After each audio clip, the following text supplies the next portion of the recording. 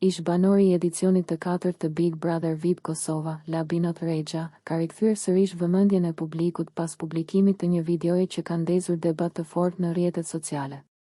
Pas eliminimit nga gara, një dalje që ai e ka cilësuar si të padrejtë dhe të pashpjegueshme, Rexha ka vendosur të flasë hapur, duke hedhur akuza të drejtpërdrejta ndaj produksionit të spektaklit. Sipas tij, rezultati i televotimit nuk ka reflektuar realitetin, pasi pretendon se kishte marrë më shumë vota për qëndrimit se sa kundër largimit nga shtëpia më e famshme në Kosovë. Në një video të publikuar në profilin e tij, e cila sipas tij është filmuar pa dijeninë e stafit realizues, shfaqet ish-banori Abia Khalifa duke mbajtur në duar një telefon celular, që pretendohet se i përkiste ish-banores tjetër, Alba Pollozhani. Pamjet kanë ngritur dyshime të forta mes ndjekësve, pasi përdorimi i një telefoni brenda shtëpisë së Big Brotherit përbën një shkelje serioze të rregullave themelore të formatit, i cili bazohet pikërisht në izolimin total nga informacionet e jashtme.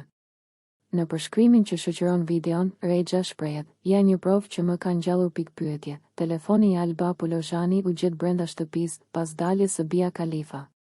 Në këtë material shihet momenti kur i kërkohet nga Olsa Muhamedi që të mos tregojë askujt. Kjo është jashtë ligjit të licencës së Bigut të Holandës, me këtë preken parimet të Bigut ku në Big nuk duhet të ketë informacione nga jashtë dhe, posaçërisht, të kemi telefon brenda. Ky telefon është sigurisht i dhënë Albes nga produksioni. Deklaratat e tij kanë nxitur reagime të shumta, duke polarizuar opinionin publik.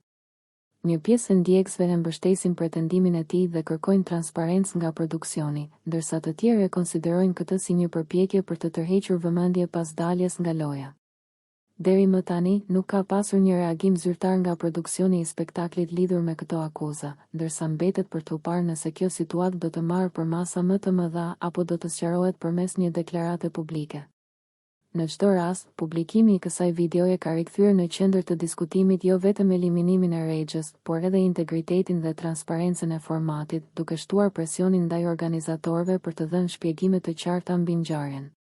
Nëse ju pëlqeu kjo video, shkoni në kanalin e YouTube-it Big VIP Albania Kosova, që e gjeni në bio. Mos harroni që të bëni subscribe dhe të klikoni butonin e ziljes që të informoheni për videot më të reja.